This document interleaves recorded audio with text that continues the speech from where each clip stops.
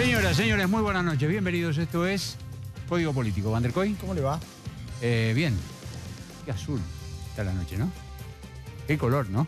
¿Puede decir que estoy iluminado? No, muy es buena, así, muy buena. ¿no? Hay que poder usar un traje así. Es que no sé si lo puedo usar. Lo envidio profundamente. No sé si lo puedo usar. Es solo un rato de audacia. Un atrevimiento de verano. Bueno, Bueno. esta es la foto del día. Es el presidente Macri saludando hoy en la residencia Olivos, ¿verdad? Así es, Sí, a Luis Chocobar. a Luis Chocobar, el oficial de la agente de la policía bonaerense de Avellaneda, De Avellaneda, sí. que participó en aquel episodio con el turista norteamericano que fue asaltado en La Boca y que terminó con la muerte del delincuente. Sí. Eran dos delincuentes, uno escapó, después lo atraparon al poco Sí. tiempo, uno murió ahí, un chico de 18 años, le habían dado 10 puñaladas al turista norteamericano para robar la cámara de fotos.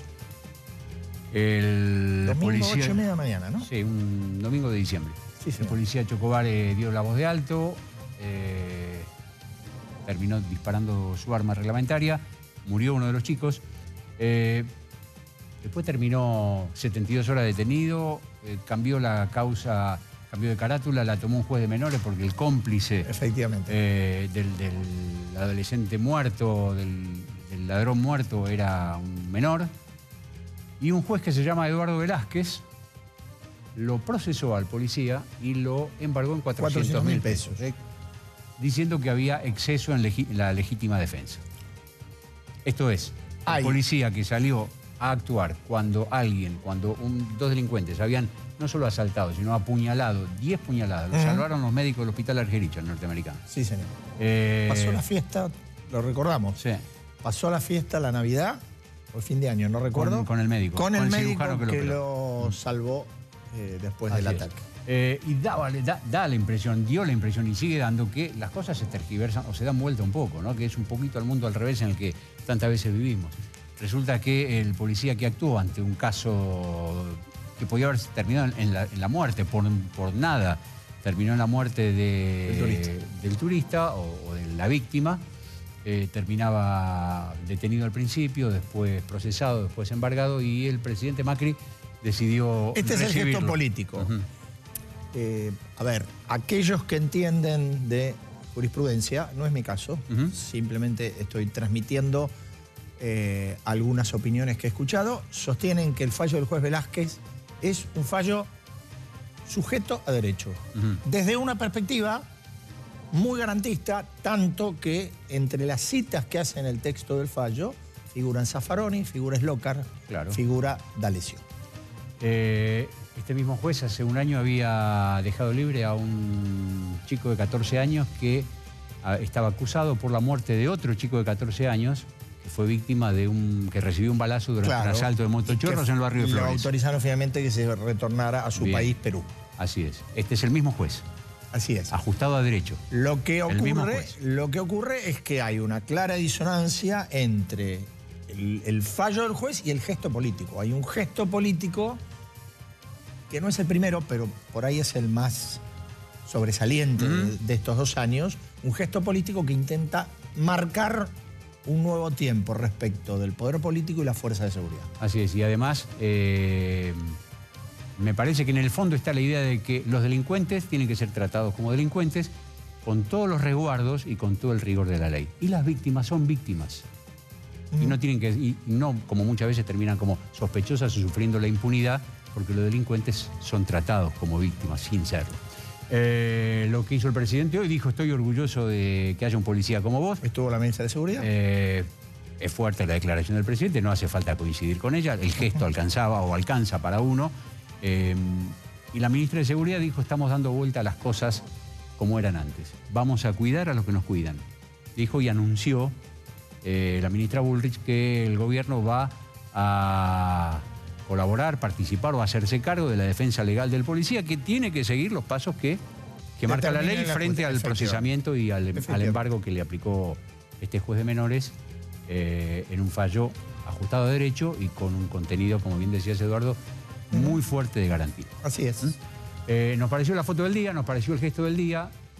que tiende a cuidar a los que nos cuidan. No es un eslogan vacío, el que dijo la ministra. Digo, los delincuentes a ser tratados como delincuentes, y cuidar a los que nos cuidan no implica para nada dejar de limpiar de las instituciones policiales a los delincuentes vestidos de uniforme. No, Una cosa no tiene que ver con la otra, o los dos tienen que ver con la misma. Sí, y además el otro tema que tiene mucho que ver con situaciones como esta, profundizar el profesionalismo de las fuerzas policiales y de las fuerzas de seguridad, que es otro dato no menor cuando a veces uno observa, bueno, algunas cuestiones innecesarias, ¿no?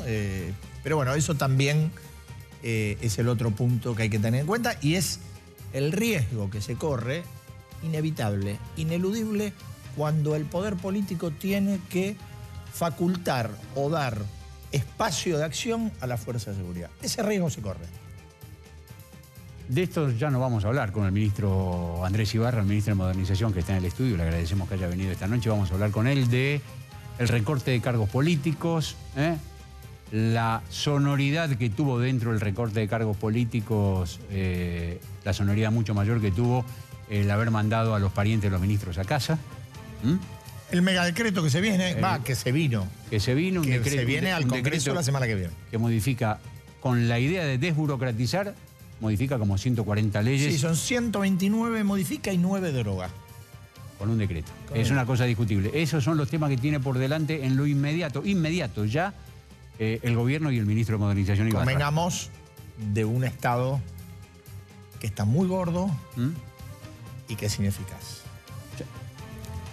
Pero eso significa un Estado extremadamente caro para los servicios que presta, ¿no? Así es. Está en el estudio también y también es un gusto recibirlo al gobernador peronista del Chaco, Domingo Pepo. Gracias, gobernador. Que también hacía rato que estábamos dando vueltas. Bueno, ¿cuándo viene? Bueno, vino ahora. Bueno, Domingo Pepo, gobernador del Chaco, peronista. Está en el sector de los gobernadores peronistas que, como todo el mundo más o menos sabe, dialogan con el gobierno, negocian cosas, se ponen de acuerdo en algunas, no se ponen de acuerdo en otras, no rompen el diálogo. De paso se lleva unos cuantos mangos, ¿no? Todas las provincias han recibido. No, bueno. A veces el gobierno dice, chico, todo lo que repartimos y lo poco que nos devuelven políticamente. Le vamos a preguntar al gobernador de esto.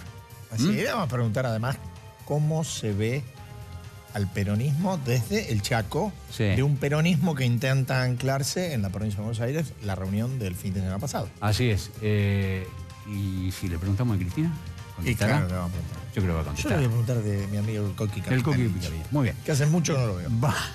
Vamos a hablar con el ministro. Ministro Ibarra, gracias por venir. Gracias a ustedes, ¿cómo están? Buenas noches.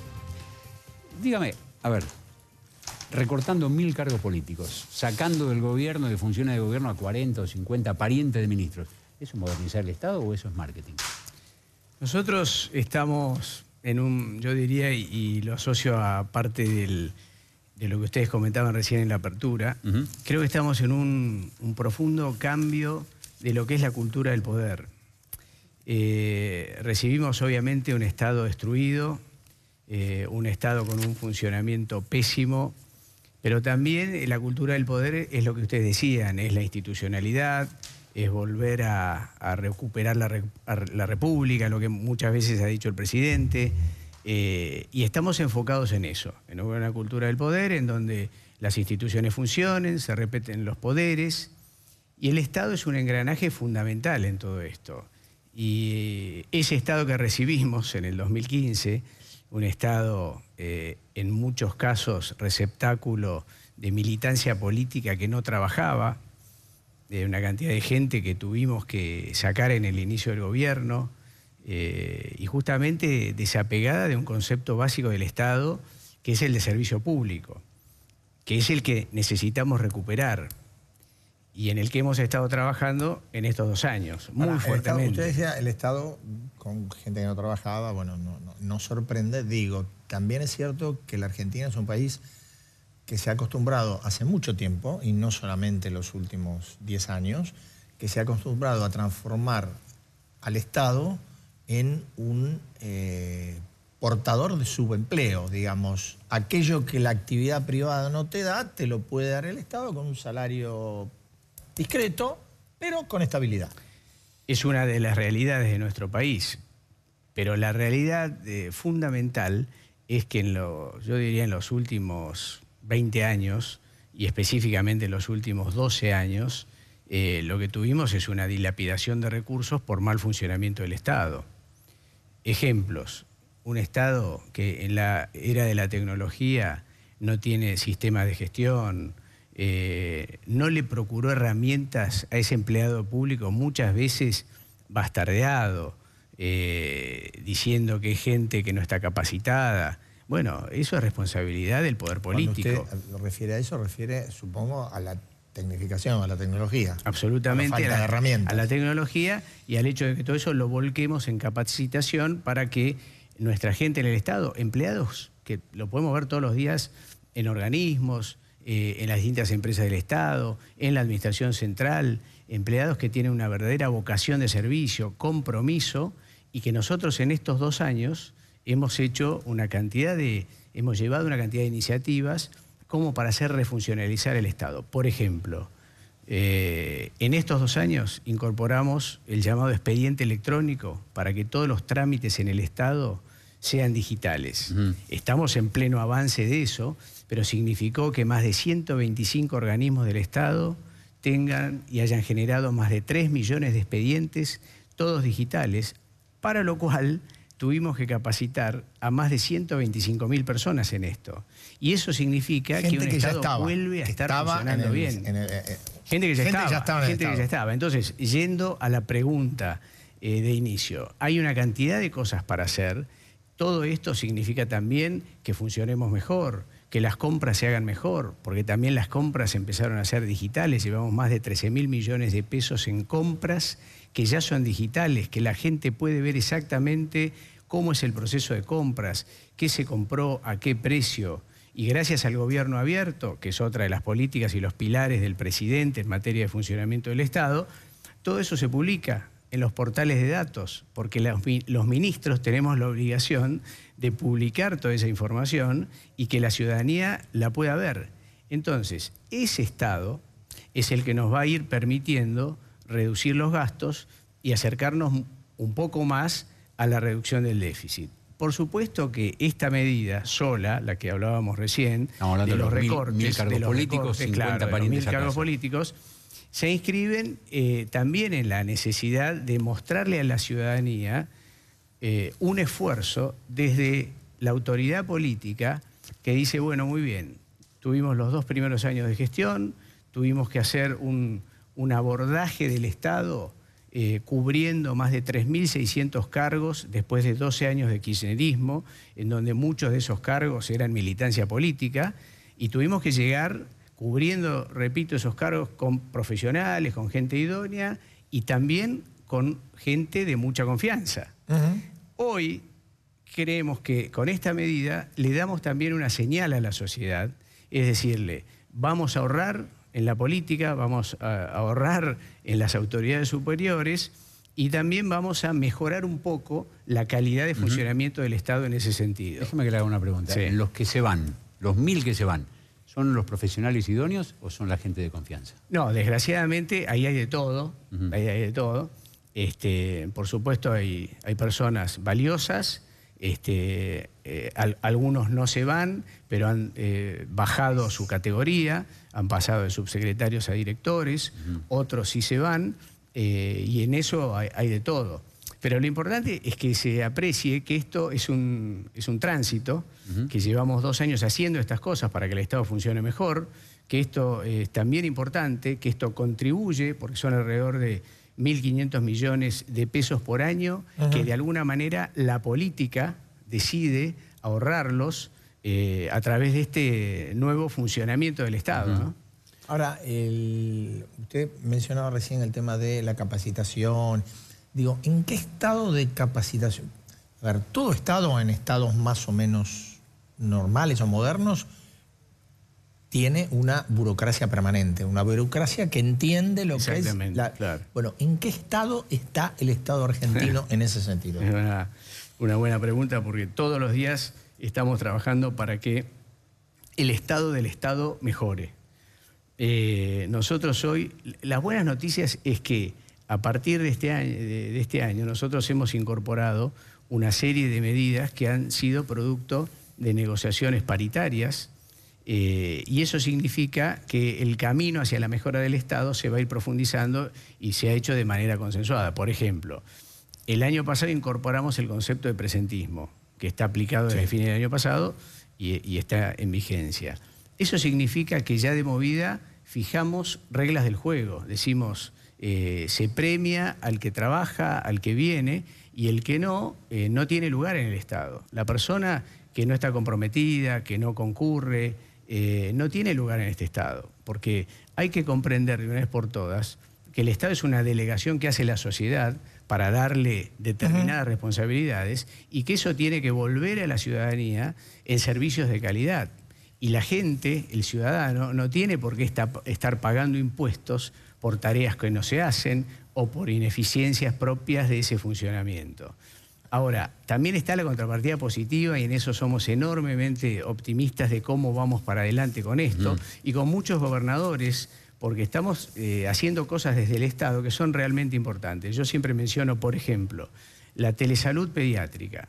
El hecho que desde el Estado hayamos podido interconectar a más de 125 centros en todo el país, que significa que médicos de Tilcara, por ejemplo, puedan hacer interconsulta pediátrica con la capital de Jujuy, con el hospital de cabecera de Jujuy, o con el Garrahan, que es el hospital central, y que significa que la gente no tiene que estar viajando miles de kilómetros para hacer una consulta, porque hoy la tecnología y la capacitación permite hacerla a distancia. Entonces, este es el nuevo Estado que estamos buscando consolidar, y que, como les decía, tiene una cantidad de iniciativas, como también hace pocos meses lanzamos con el Ministerio de Producción la Sociedad Anónima Simplificada, que significa que las empresas se pueden anotar en la Argentina en 20 minutos o en un par de horas, cuando antes inscribir una sociedad en la Argentina llevaba meses. Ese es el Estado al que aspiramos, y que por supuesto es una conjunción de capacitar al empleado público, de tener una política de austeridad y de incorporar tecnología, ¿no? Así que es una mezcla que es muy importante que llevemos adelante, ¿no? Digo una cosa, se están denunciando en estos días desde las organizaciones gremiales que hay despidos en organismos del Estado. Esta va a ser una constante a lo largo de este año, del que viene, es parte de la política de modernización. Nosotros, a ver, una de las cosas que sí vimos con mucha preocupación es la situación, desde el día 1 que iniciamos, de diciembre del 2015, la situación en materia de empleo público de muchos organismos y muchas dependencias, en donde había incluso denuncias de los propios empleados públicos, que nos decían, en la oficina de al lado hay 5 personas que no vienen nunca, que vienen una vez por mes, que vienen un par de horas y se van, porque no había control de nada. No había control biométrico de presentismo, no había cumplimiento de objetivos, no había tareas asignadas, porque en realidad era el mal uso del Estado. Eso estamos corrigiéndolo todos los días. Y desde el gobierno central, o sea, desde la administración central, nosotros hemos hecho una política muy austera a través del desarrollo del planeamiento de las dotaciones, que es ver la gente que trabaja en cada lugar, en cada área, y cuál es la tarea que tiene que hacer, cuáles son los objetivos. Obviamente que al incorporar el presentismo y los sistemas tecnológicos que permiten hacer ese control, hay gente que queda en evidencia, que no concurre a sus lugares de trabajo, y la consecuencia de todo esto es también que vamos a aplicar siempre el concepto de que debe trabajar en cada área la dotación adecuada. Es parte de la responsabilidad que tenemos como funcionarios públicos. ¿Cuánto se puede avanzar con esto en un país con dos tips muy marcados? Primero, uno es el vínculo en general de la sociedad con el Estado, ¿no? Sí, con lo que significa el Estado. Y el otro es un sistema sindical realmente poderoso. Sí. Hemos avanzado mucho. De hecho, estas cuestiones que yo les estoy diciendo, como el presentismo y como el hecho de aplicar también a partir de este año un concepto que es el de productividad, lo hemos podido homologar en las paritarias del año pasado. Hay gremios que tienen un concepto mucho más visionario, constructivo y de verdadero servicio público para que esto se pueda construir así. También quiero destacar que esto en muchas provincias... Por ejemplo, ¿cuál? UPCN, estamos trabajando bien con UPCN, por supuesto que tenemos nuestras peleas, nuestras dificultades, claro. Pero la verdad es que se puede construir, uno se puede sentar en una mesa, discutir, encontrar puntos de vista diferentes y sumar, que es lo que necesitamos los argentinos, o sea, sentarnos, dialogar y construir para adelante.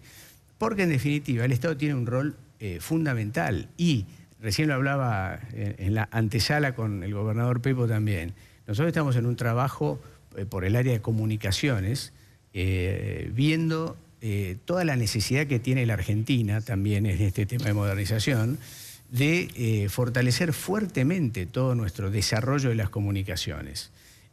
Para los próximos 2 años tenemos que incorporar alrededor de 2 millones de hogares nuevos a Internet, porque hay alrededor de 10 millones de argentinos que todavía no tienen Internet. Y eso significa que no se puede llegar a educación. Estás afuera de distintos lugares, por ejemplo, hasta en nuevos oficios que nosotros en el gobierno, en el plan de inclusión digital, estamos dando en los distintos puntos digitales con los municipios lugares para que, teniendo conectividad, educando, incluyendo a la gente digitalmente, porque la inclusión social es muy, pero muy importante, pero también lo es la inclusión digital. Todos los países están trabajando hoy en la inclusión digital porque significa darle herramientas a la gente, sobre todo para los nuevos empleos que se vienen. Entonces, eso es modernización del Estado también.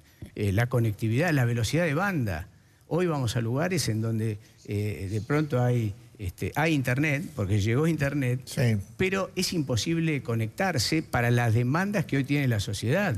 Para las imágenes, para todos los videos, la demanda de videos. Entonces, en todo eso estamos trabajando y le decía al gobernador recién que estamos desarrollando un plan para lo mismo que hablábamos antes, sentarnos, evaluar con cada provincia, ver los trabajos que están haciendo cada uno de los gobernadores, ver cómo llega el Estado Nacional y en los próximos años generar un crecimiento sustancial de la Argentina en el tema de las comunicaciones, que como eso hemos hablado muchas veces con el presidente, cuando hablamos de las inversiones y de la infraestructura en un país no son solo los puentes, no son solo las autopistas. Ya no.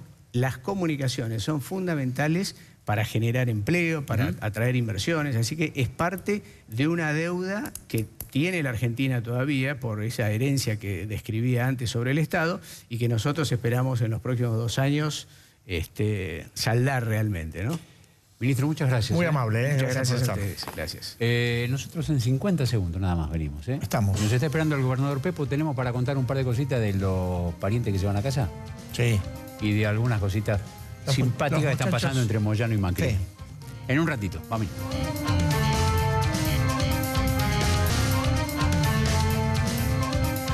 ¿Seguimos en Código? Estamos. Te dije que está el gobernador Pepo, peronista y del Chaco. Atrás. En un ratito nada más estamos conversando con él.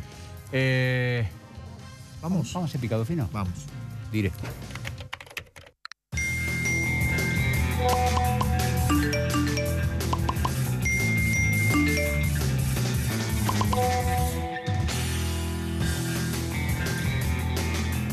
Muy bien. Aquí estamos. Se está hablando mucho de los parientes que se van a casa. La familia. La familia.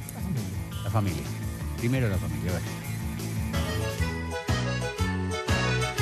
Esposas, esposos, hijos, hermanos, hijastros, amantes, tíos, primos, sobrinos, cuñados, ahijados y un largo etcétera de familiares han pasado y siguen pasando por la política argentina. Si tengo que hablar de alguien a quien amo, con quien formé una maravillosa familia, a la hora de hablar de la ex gobernadora aquí presente. Lejos de considerar al nepotismo como una forma enmascarada de corrupción, los funcionarios defienden su derecho a rodearse de sus seres queridos en el contexto de un cargo público.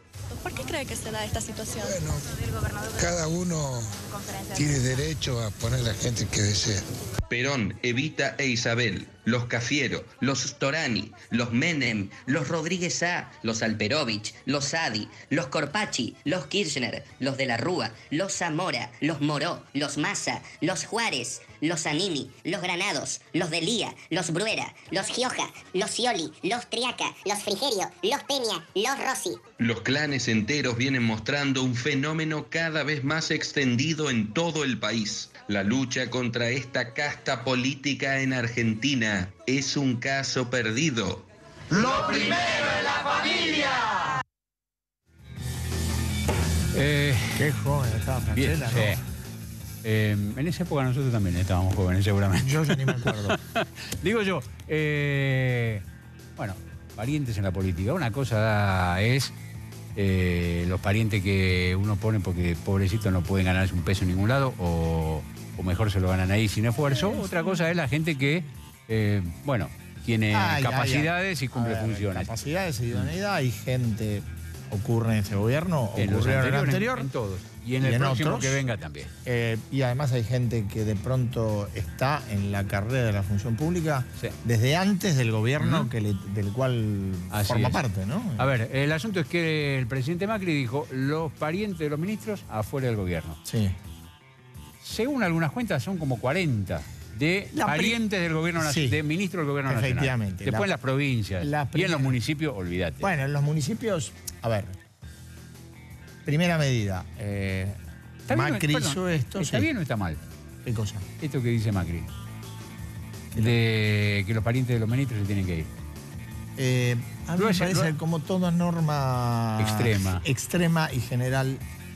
A ver, si uno cree que el nepotismo es malo, y es malo, tiene que estar en la convicción de aquel que ejerce el poder y ocupa un lugar en el poder. Cuando no está, digo, todo esto ¿por qué pasó? A ver, seamos... Triaca. Bueno. Se llama Triaca.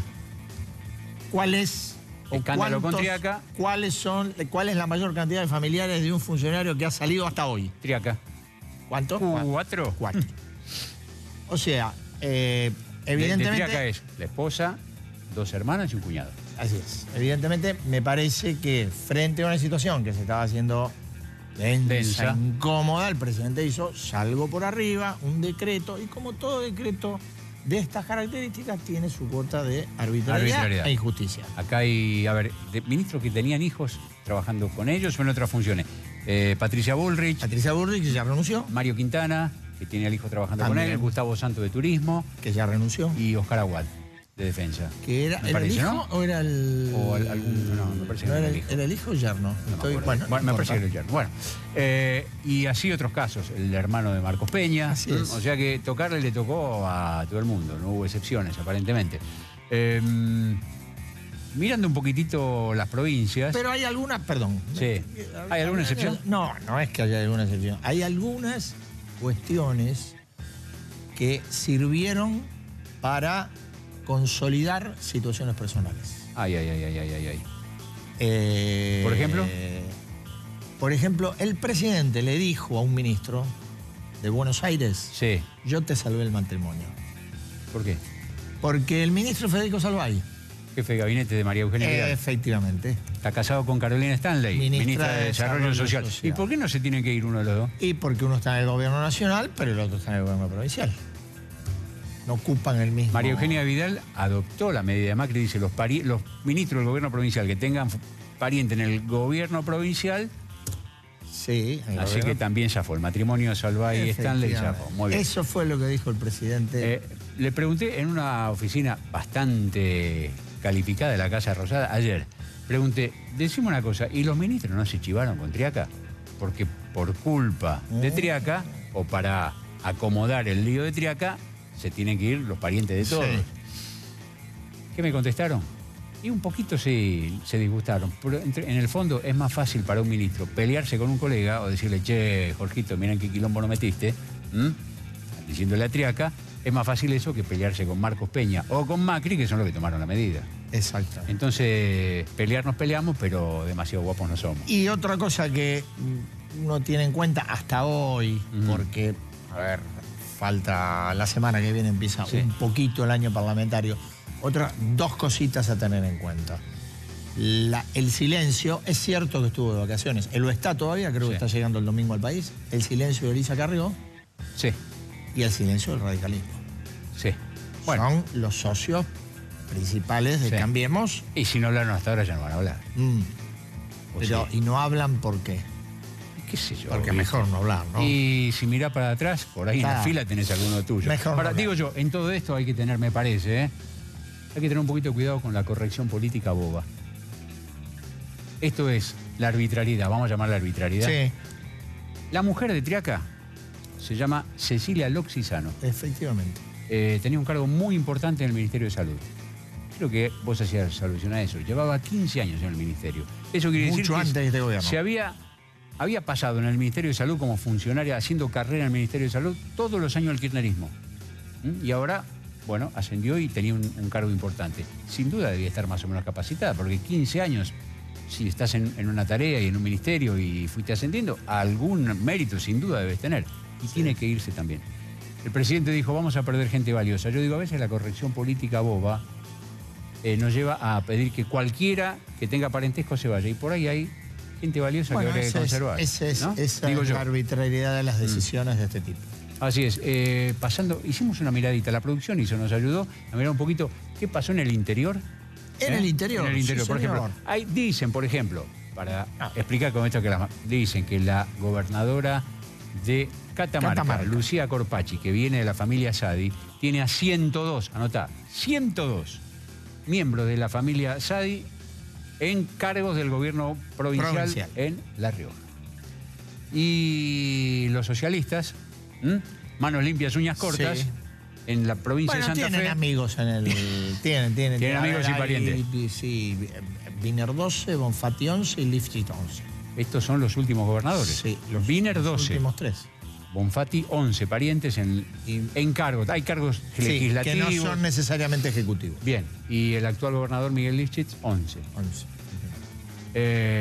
Y no hablemos. ¿Mal de muchos? Eso. Mal de muchos. Eso. Bien, ¿hay un poquito de CGT para hablar, maestro? Y tenemos una protesta que vamos a ver qué fecha es.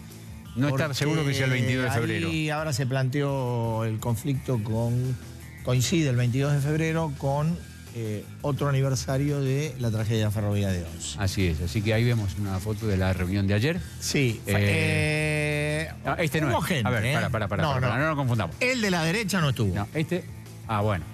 Algún día lo vamos a poder explicar. Acá hay mucha gente. No, esto es para confundir. Hay mucha gente, Esto de ayer. La otra era de antes. Y vamos, pongámosle fecha, qué sé yo. Ahí está. Ahí está. Daer. Acuña. Y ya se fueron. Ahí está Smith, Santa María. Muy bien. Acuña, Pablo Moyano. Todo es una de las... Pablo Moyano fue, digamos, el convocante principal, porque ¿para qué se hizo la reunión de ayer de la CGT? Para respaldar, apoyar, impulsar a través de una marcha el documento de protesta sindical firmado en Mar del Plata durante este mes. Moyano, Barrio Nuevo y todos los enojados. El famoso asado. El famoso asado clásico de Barrio Nuevo en Mar del Plata. ¿Quiénes se sumaron? ¿Cuáles son los socios más firmes que tiene esta gente? El sindicalismo kirchnerista. Hoy... ¿CTA? Sí. A ver, el abrazo de Pablo Moyano con Baradel en la reunión del peronismo bonaerense. Bueno, pregunta. ¿Es la primera vez... Yasky y Baradel? No el caso. Pero fue la primera vez que Roberto Baradel fue a una reunión del peronismo. Muy bien. Digo, ¿esto significa que le va mucho mejor o que le va un poco peor? Yo qué sé, con la medida que tomó Vidal con el tema de la educación, no le hace las cosas fáciles a Baradel para hacer su clásico paro de comienzo de temporada, ¿no? Pero bueno, vamos a ver cómo le sale. El asunto es que la marcha del 22, o de la fecha que sea, para no coincidir con la tragedia, con el aniversario de la tragedia de Once, va a ser una marcha grande. ¿Por qué? Porque va a movilizar los movimientos sociales, filokirchneristas, todos ellos. La CTA, los camioneros, ya por sí solos los camioneros te colapsan cualquier ciudad. Los docentes que están ahí jugando. Va a ser muy grande. También es cierto que por más dimensión que tenga, en términos de lectura, no se va a poder dejar de marcar lo que hemos dicho estos días. Hay gremios importantes que no van a estar. Los gremios más numerosos no están. Efectivamente. A ver, entre ellos, los dos del transporte. UTA no están los choferes de colectivo, no están los que conducen los trenes. No está el gremio estatal más importante, que es UPCN. No está el gremio de la construcción, que además es el protagonista o uno de los protagonistas de la actividad industrial más pujante del último año, que fue la construcción. No están los empleados de comercio. La cuestión es que los gremios más numerosos no adhieren. Una enorme cantidad de otros gremios, que todos juntos tienen una capacidad de movilización importante, sí adhieren. Vamos a ver qué pasa. ¿Y qué pasa, digo yo, de acá al día de la marcha? Faltan 20 días, 21 días, 20... Con la situación judicial de Moyano. Me lo sacaste. De Moyano. Me lo sacaste. Yo te pregunto una cosa. Vos preguntame. El juez Claudio Bonadío. Sí, está de feria. ¿Volvió hoy? Sí, hoy. Sí. Pero el juez Claudio Bonadío, que tiene gran parte de las causas que le involucran a Hugo Moyano, sí, ¿va a ser tan presto como ha sido con Cristina Fernández? Qué difícil, tan presto. ¿No? Las causas de Bonadío las tenía. Un hombre eficaz. En el 2015 ya las tenía. Sí. Cristina Fernández es senadora nacional. Efectivamente. Se le ha empeorado y se le va a empeorar más la situación judicial, pero la libertad ambulatoria la conserva.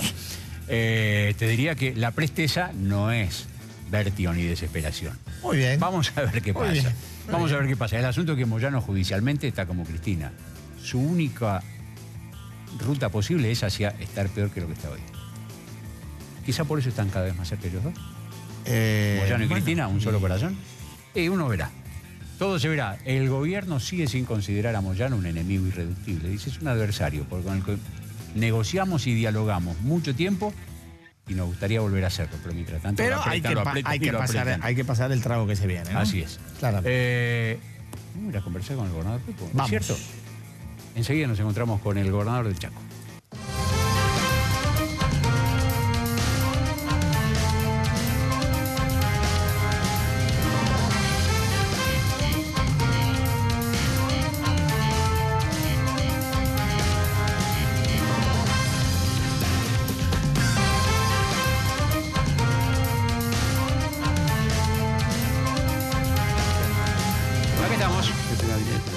Ahí está, ya venía la Charlie, venía la Charlie. Claro que sí, preguntando. Gobernador del Chaco. Gracias, gobernador, por estar acá, de verdad, un gusto recibirlo acá en Código. Le estaba contando recién acá la situación del Chaco, digamos, de darse dos situaciones. Por un lado seca y por otro lado inundación. Tenemos situaciones de inundación, a lo cual hoy justamente fue parte principal de mi agenda de trabajo en este día. Aquí vio obras públicas, vimos obras públicas, tuvimos jefe de gabinete, trabajando en todo un equipo que va a ir porque el tema de las inundaciones tiene tres... Van a ir al Chaco. Van a ir al Chaco. Tenemos tres cuestiones, digamos. ¿Qué pasaba antes? Alguien me decía hoy, que no llueva no podés hacer nada, digamos, algo inmanejable. La emergencia la tenés que atender. El tema es cómo salís y cómo prevenís y cómo mitigás el futuro, que ahí hay que trabajar y ahí debe estar el Estado presente y ahí es requerimiento de inversión pública y de atender y entender esto del cambio climático, que es un fenómeno que, como dije, vino a quedarse. Y fíjense, el Chaco, a 90 kilómetros de Roque Saspeña, donde tuvimos el epicentro de la inundación, está Villa Ángela, no tiene agua. En Saspeña llovió cerca de 400, en Villa Ángela no llega a llover 80 milímetros en el mes. O sea, sector productivo complicado, pero bueno, hay que trabajar en esto y prevenir porque el cambio climático es un tema... Usted no lo digo por ese tema específicamente, es un tema muy importante, sobre todo para la provincia, pero digo, ¿usted encuentra puertas abiertas para esto con el gobierno? No, mire, si algo... ¿Es factible? ¿Es bueno? ¿Se puede? ¿Son ariscos? ¿Son hostiles? ¿Cómo? No, yo definiría que hay con el caso de Chaco concretamente, y además en lo que yo construí, digamos, esta relación institucional básicamente, de mucho diálogo, y de que desde ahí también las respuestas puedan llegar en una función central, digamos. Yo soy, primero que nada, gobernador de la provincia del Chaco. O sea, mi función, uno, es defender los intereses del Chaco. Después soy dirigente político, después pertenezco a un partido, pero fundamentalmente desde ese lugar. Y desde ahí miro las políticas nacionales que convienen al Chaco y también la relación que vamos construyendo en beneficio de la provincia. Nuestra provincia y es una provincia que tiene una alta dependencia del gobierno nacional. Por eso también planteamos todo lo que hace a la necesidad de profundizar el federalismo, la descentralización. Usted sabe lo que es venir del Chaco. A mí, que me cuesta venir del Chaco a Buenos Aires a hacer gestiones, lo que le pasa a un empresario, a un ciudadano común, la distancia, digamos. Se viene el replanteo, creo yo, de la nueva Argentina hacia adelante con procesos de descentralización fuertemente y de fidelización, y de que de ahí nuestras economías regionales puedan tener alternativas. Nosotros tenemos el algodón, nuestro emblema productivo. Estamos recuperándolos en una situación donde a veces la apertura de la economía nos perjudica, nos genera problemas. Somos gran productores de materias primas, gran parte de eso se exporta. Cómo agregamos valor agregado, cómo tenemos energía, y tenemos la situación de esa distancia que hace a que el transporte, por ejemplo, un productor de Roque Saspeño de mi zona, para traer a Rosario, Pizarra de Rosario menos 1.200 pesos, que es el flete. Ahora, ¿qué estoy haciendo y qué vemos? Si venimos con tren, usamos el puerto de Barranquera, el puerto de Las Palmas, venimos por hidrovía, ese es el camino. ¿Pero hay tren ahora? Estamos en proceso de recuperación. Nosotros estamos, el Belgrano Carga se está recuperando, hay un ramal que es estratégico para nosotros, que es el C3, que nuevamente nos pusimos y está en el presupuesto nacional este año, que no solo sirve al Chaco, sino toda una cuenca productiva que llega desde Salta, porque la hidrovía es la gran autovía para sacar la producción. Pero es carísimo llevar es caro todavía llegar al puerto. Llevar en camión hasta el puerto. Entonces, estamos construyendo un nuevo puerto, Puerto Las Palmas. Dígame, usted cuando está, que tiene el vínculo y dialoga con el gobierno, ¿el Capitanich no se le enoja? No, con Capitanich tenemos una muy buena relación. Capitanich es el intendente de Resistencia, de la capital provincial. Sí. De paso, mañana es el aniversario número 140 de la ciudad de Resistencia. Mañana estamos de fiesta en Resistencia, que además es la ciudad de la escultura, tenemos una bienal que es muy buena.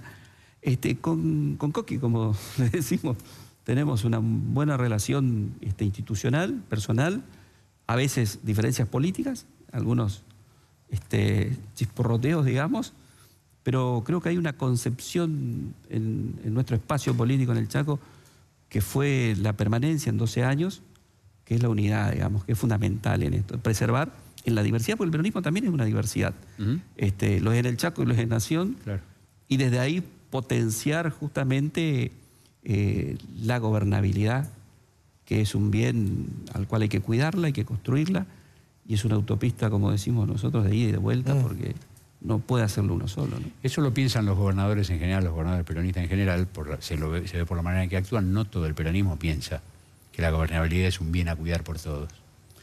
Creo que, bueno, no sé quién lo piensa así, porque la verdad que... Bueno, fíjese lo que pasó en la sesión por la reforma previsional. En diputados se va a ver quiénes están por construir aún en la diferencia y quiénes están por obstruir y destruir.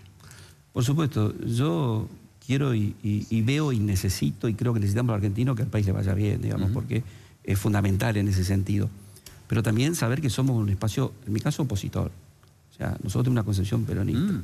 Y en este país hay tres cosas que creo que es fundamental y que es que hay que tratar de superar, que son las grietas, digamos. Siempre se plantea la grieta central, gobierno, oposición.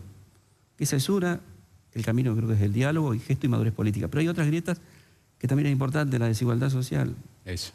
Esa grieta, para nosotros peronistas, es justicia social e inversión e inclusión como camino.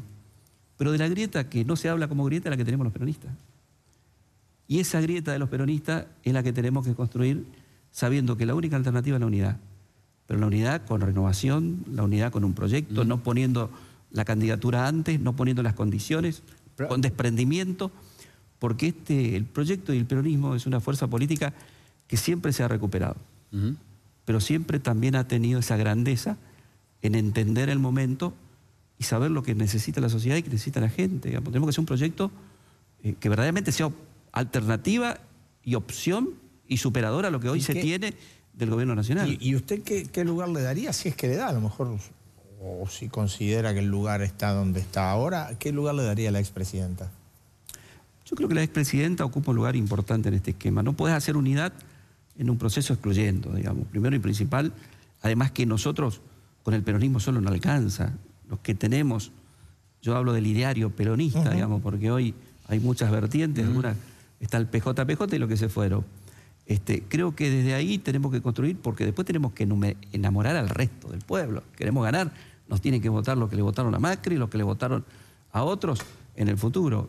Entonces, debe estar. Y creo sí que en este proceso es el sistema y la democracia y con más democracia se debe salir. Por eso las PASOs, hoy es el sistema que tenemos, pero me parece que desde esa participación, cada uno en el matiz de la diversidad que es el peronismo, debemos construir, pero debemos trabajar con un proyecto superador. Tenemos que aprender, también leer nuestra historia y plantearnos hacia adelante. Y saldrá después de esto quien conduzca. Y a los peronistas no hay que encontrar por jefe, olvídate. Le damos 12 años. El asunto es que no tarden 12 años en encontrar el jefe. No, yo creo que ha pasado en el 85. Fíjense que en el 85, en el 82, 85, el resultado del peronismo fue magro, malo. Y se recuperó y vino la recuperación. Sí, Cafiero Menem en la interna, hubo un proceso de renovación y de cambio. ¿Qué es lo que hoy necesitamos? Necesitamos renovación, ideas nuevas, que no significa también plantear nuestras esencias de nuestra mirada y reconocer las muchas cosas que se hizo bien. Este gobierno, yo lo escuchaba al ministro, la verdad que lo que estamos haciendo y lo que está haciendo en modernización, pero esto no nació hoy, porque el sistema de fibra óptica lo veníamos haciendo antes. El programa Conectar Igualdad, que fue un programa que recuperó y repartió muchas computadoras. Yo la verdad que cada vez que voy al Impenetrable, que de paso también estamos hoy en una situación delicada de inundación, y veo a nuestros hermanos indígenas con una computadora. ¿Usted sabe qué alegría es ver a un hermano en una casa precaria y quizás de barro todavía, pero con una computadora? Y conectado. No conectado a internet. ¿Tiene conectividad? Estamos trabajando en la conectividad, porque el Chaco es la segunda provincia. Acá hay problema de conectividad en el Delta. Mire, el Chaco tiene 2.000 kilómetros de fibra óptica. Y yo le decía al ministro, está toda la fibra ya viva. ¿Te decía que es la segunda provincia, perdón? Que tiene cerrados los anillos de conectividad. Y estamos trabajando ya en darle conectividad a todas nuestras escuelas. O sea, esto no lo empecé yo también, lo empezaron antes. Por eso no todo empieza de cero y hay que tener a veces el reconocimiento de los procesos de las cosas que se hicieron bien, como la eficiencia que buscamos el Estado. Y yo coincido en muchas de las cosas que tenemos que trabajar, porque no solo de gestos, la sociedad quiere gestos y es bueno los gestos, pero en realidad lo que la sociedad quiere y el Estado es la eficiencia, la transparencia, dar la respuesta rápida, sacar la burocracia del medio. Creo que eso el gobierno está haciendo cosas. Por ahí se excede un poco, porque el decreto que vos planteabas, me parece que hay cosas que hay que reverlas en ese caso. Creo que la intención es buena, pero también hay que respetar el Congreso, hay cosas que es del Congreso, hay cosas que hay que ver, porque embargarle el sueldo a los trabajadores me parece que es una mirada que nos están tocando a veces a los peronistas, ¿viste? Hay una simplificación, discúlpeme, no vamos a hacer un debate sobre esto, sobre el tema del embargo de las cuentas sueldo, porque parece que hay mucha gente que son deudores insolventes, que el dinero que tienen no son trabajadores. No, yo hablo de trabajadores. Son las cosas, pero las cosas blanco sobre negro en todo, digamos. Estaría muy bueno que eso se pueda discutir y no se imponga mediante un decreto. Eso es otra cosa. Pero creo que la intención hay leyes que tampoco tienen sentido ya hoy. Está el tema de los bitrenes, que son incorporados al decreto, que es cosa buena. Los bitrenes son los camiones con dos acoplados. Con doble acoplado. Sí, eso plantea, y lo decía la semana pasada Dietrich, el ministro Dietrich, esto plantea un problema también para la infraestructura vial. Pero, ojo, hay que también determinar lugares y zonas y puntos a puntos, digamos. No es que puedan andar en cualquier camino. En cualquier lugar. Pero me parece que un tema que hay que pensar, porque la logística y el costo del transporte que tenemos dentro de la Argentina, un transporte desde mi provincia al puerto es lo mismo que del puerto a Rotterdam. O sea, esas son cosas estructurales que hacen. Desde su provincia de Chaco a Rosario, al puerto Rosario, ¿Al puerto Rosario o al de Buenos Aires? Al de Buenos Aires. Al de Buenos Aires. Al de Buenos Aires tiene el mismo valor que el transporte de Buenos Aires a Rotterdam. Holanda.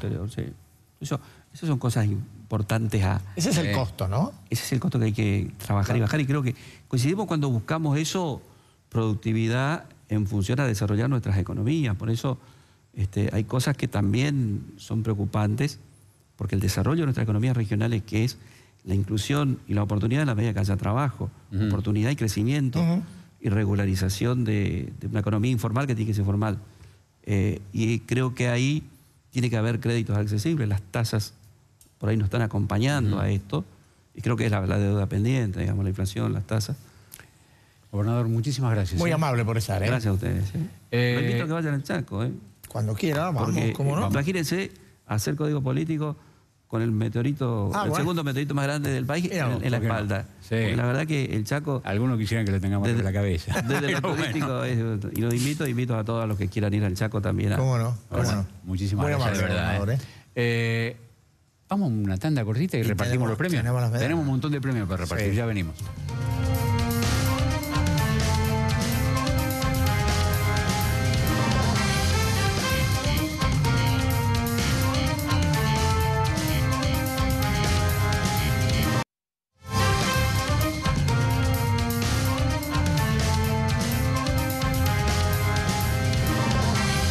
Y acá estamos, sí señor, vamos a repartir premios en este cierre de código.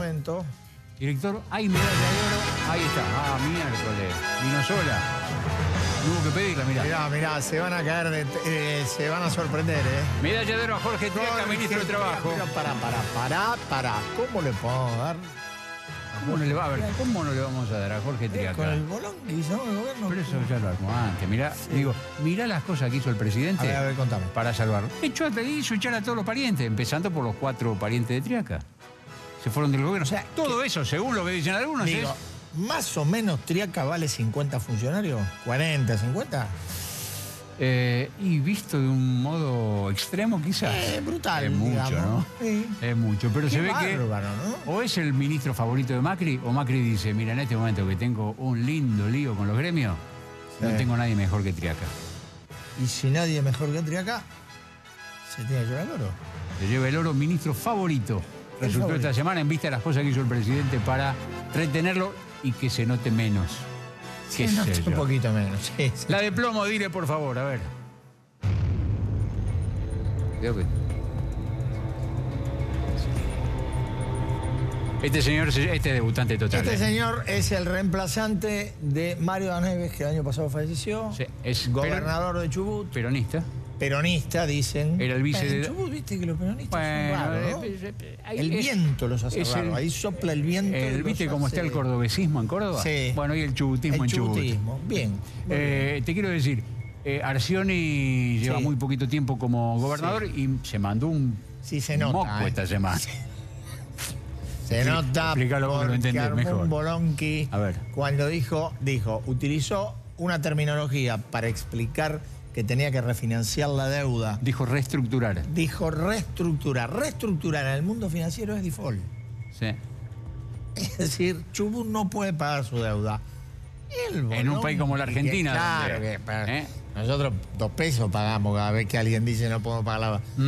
Finalmente, don Arcioni aclaró y dijo, no, yo lo que quise decir... Pero había un problemita bursátil, financiero, ¿qué se hubo caída. Los bonos de Chubut. Olvídate, esa fue toda la consecuencia de alguien que no es muy ducho, ni para las declaraciones, pues tampoco es un hombre que tenga demasiada exposición. Es un hombre de gestión. Y que aparentemente para el manejo del lenguaje económico técnico y armó un lindo bolón que lindo Arcioni. Bueno, yo creo que después de esto aprendió. El plomo no tiene una gran cotización. No, pero ayuda. Y se lo lleva para Chubut. El plomo va a Chubut y viene Pinocho con esta música, a ver. ¿A quién le toca? ¿Quién será el afortunado de esta semana? Amado Vudú. Amado Vudú. Recuperó la libertad no hace mucho, muy bien. Digo yo. Claro, por eso para recuperar la libertad. ¿Por qué? Está bien. No, claro que no, pero Pinocho por eso no. Pinocho porque quiere volver a la política. ¿Quiere volver? Dice que él va a volver a la política, que él puede volver y que le va a ir muy bien porque la gente lo quiere. Hoy estuvo en un acto, estuvo Vudú en un acto del peronismo en La Plata. Ahí son todos kirchneristas, el kirchnerismo domina el peronismo en La Plata. Estuvo con Gabriel Mariotto, estuvo con Florencia Santut. ¿Con alguien importante? Estaba Vudú. Está Vudú. Ahora, no te había entendido. Son gente muy digna. Los militantes valen como el voto, valen de a uno, valen todo lo mismo. Muy bien, sí señor. ¿Y este muchacho por qué nosotros estamos dando Pinocho? Vos sabés.